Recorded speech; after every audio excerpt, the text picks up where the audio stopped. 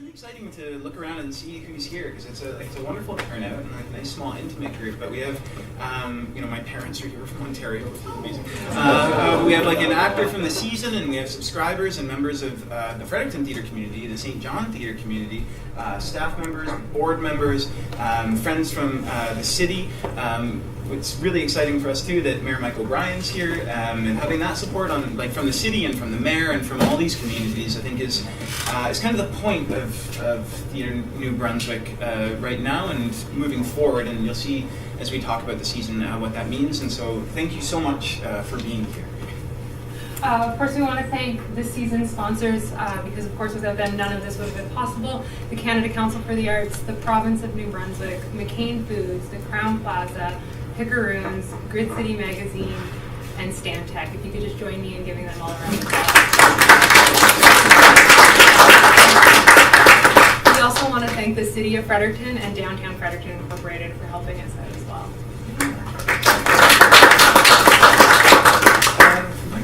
Okay, so the next thing we want to talk about is subscriptions, because they're on sale now, and you can buy subscriptions. This year we're going to have 6 productions, and we only have 1 subscription, and the subscription is $100 to see all 6 plays in the season. Or, if you're a student, it's $60.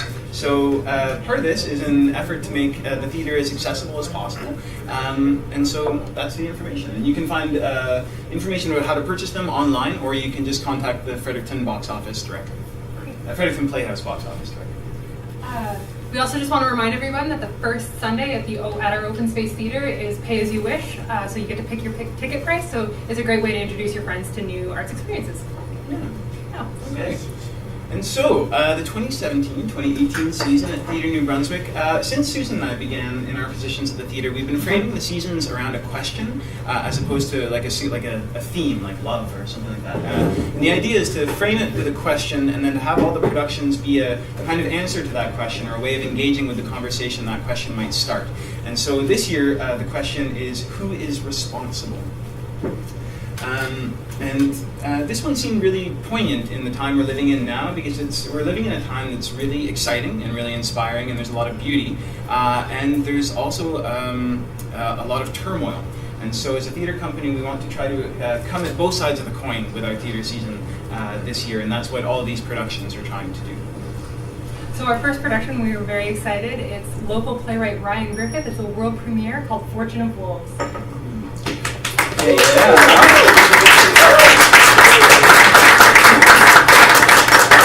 So, really excited about this one, and I'm not sure how to talk about it concisely because it's so big, and this is the launch instead of like when we do it publicly, so I'm just going to go on a little bit, forgive me. So, Ryan was in residence with us through Arts NB to write this play, and Fortune of Wolves is maybe one of the most epic new Canadian plays that certainly I've ever worked on. And basically the story is there's a young man in Dartmouth, Nova Scotia, and his grandmother passes away, and she's his only guardian. And so he's very upset and he's kind of contemplating the meaning of life, and so he takes her car and he wants to go from Dartmouth, Nova Scotia, all the way to Tofino in British Columbia, and he's obsessed with sound and humans, and so he wants to record strangers along the way to try to get a sense of what humanity is like across the country. So, because it's Ryan Griffith, there's that, and then there's this whole other, as that's happening, an apocalyptic event occurs in the world that we never find out what it is, but it's like a supernatural occurrence, and people start disappearing all over the world until it becomes a completely barren landscape. And so as you go across the country with this character interviewing strangers, you get a sense of what this event is like, but also I think Ryan Griffith, we call him Griff, so Griff's hope is to do an exploration of how we find hope in hopeless situations. And so as this character goes across the country and interviews all these people, it's those people whose monologues come up throughout the play. And this journey takes 13 months. And in each month there is 1 monologue by the protagonist and then 6 monologues by people he meets. So if you then do the multiplication, this is now over 80 characters played by 4 actors.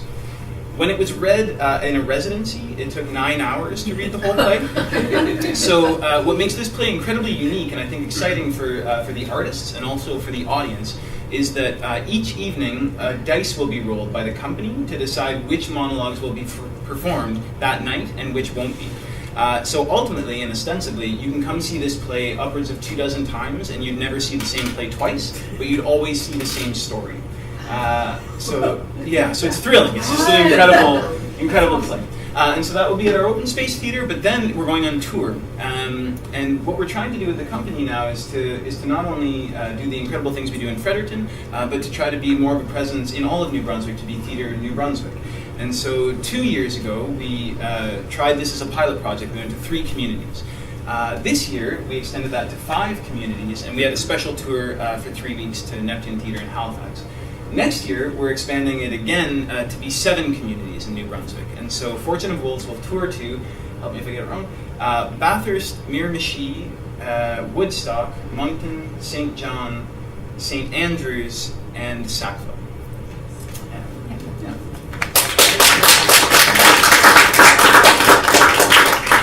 Our next play is our holiday production, and we'll be playing at the Fredericton Playhouse and touring to the Imperial in St. John, and it is a new adaptation of A Christmas Carol.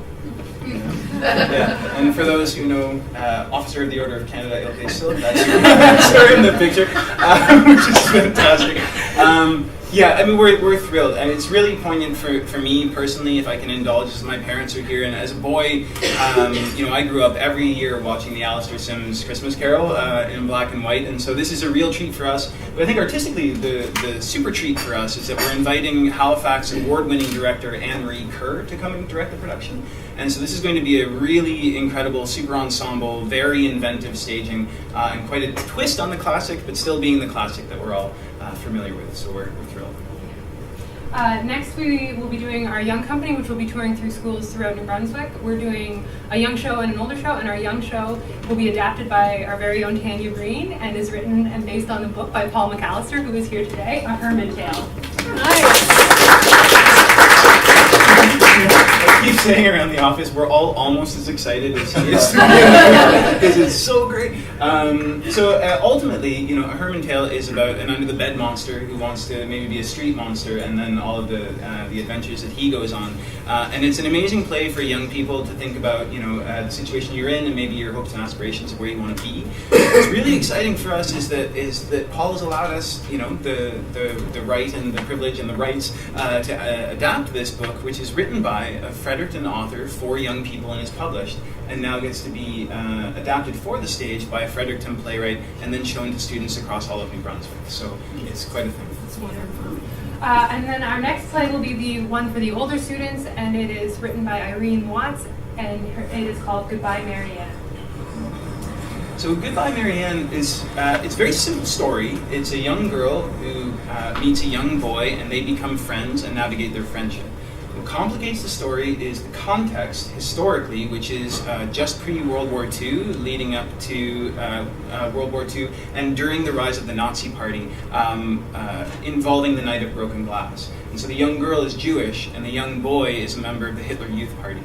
And so what this play explores is how they overcome difference and how they navigate, tyranny in a changing world to be able to find friendship. Perhaps, and this is something you have to see the play if you want to know how it turns out. But 2018, which is when this will appear, is the 80th anniversary of the Night of Broken Glass. And so I think for us, in terms of what we're taking into the schools in New Brunswick, this is an important conversation to have.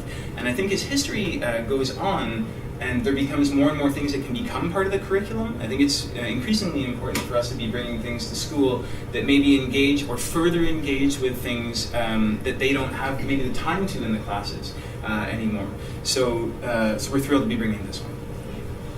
Our next show is our last show at the Open Space Theatre. It's written by Natalie Savior, who is here today, and it's Finding Willistook Voice.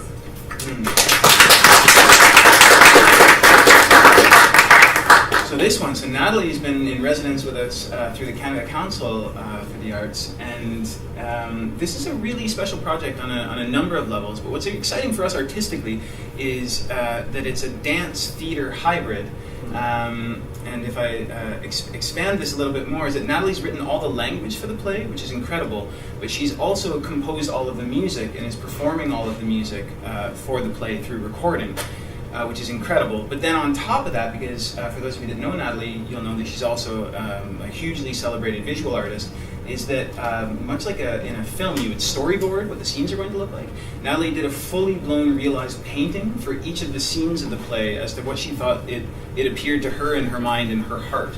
And so it's that was then this script that has then all this music and all this language and all these visuals that were given to myself and 2 Indigenous artists from Ontario to try to figure out how to interpret. Natalie will be present throughout to guide us through that. So while we're all working on it, it's like we're all working to try to bring Natalie's heart onto the stage. And so the story is about a young Indigenous woman who feels very lost and then ultimately finds herself and her way forward by recognizing not only the voices of her ancestors now, but realizing that I think those voices were with her always.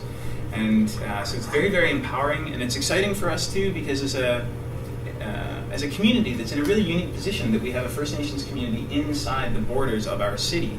I think for us as a company and us as a broader community in Fredericton to be engaging with Indigenous work like this, and an artist, and for us as a company to be working with Natalie, and Natalie to be trusting us so much with her work is really special. So.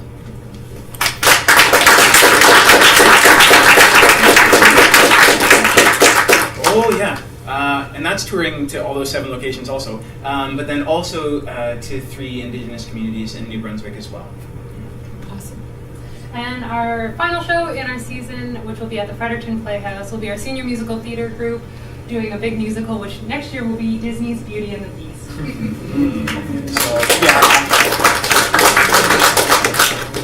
Which is amazing because it's a senior musical theater. Right now, we just came from Shrek. Shrek had its dress rehearsal last night, and so right now there are 40 students in the senior musical theater class. There are 16 people in the orchestra, and I think like close to 100 people working on the production. And it's this production it's always an amazing show, but it's really a realization and a celebration of the journey of the young people over the course of the year. And so to have this incredible material is very exciting. The last time we did this as a senior musical theater play, I think was 10 or a little over 10 years ago, but it wasn't directed by Tanya Breen, which is crazy because she's been doing this for I think the last 10 years, and so she's chomping at the Beauty and the Beast, let's do it. Which is very, very exciting to have her energized in that way. And it's Beauty and the Beast, so it's beautiful. Yeah, so subscriptions are on sale now. That's our 2017-2018 season.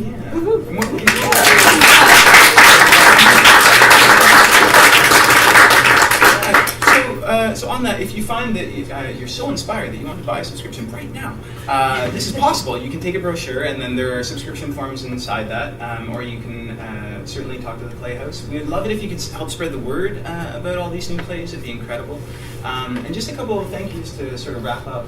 One would be to the Crown Plaza and to Dan Myers here at the Crown for hosting this event. Like, they're our sponsors, but also, all the food and drink and giving us this venue for another year in a row. It's a beautiful home for the season launch. And also wanted to acknowledge that all of the graphic design that you're seeing is by a Fredericton company called The Details Design, led by Tanya Duffy. And we're very excited to share that last season she did our design as well, and that design earned her a nationally recognized design award. So it's nice that we're able to be working and collaborating with other artists in Fredericton beyond just the performing arts, which is great. So please enjoy food and drink, and come talk to us, because we really want to hear what you think about the season.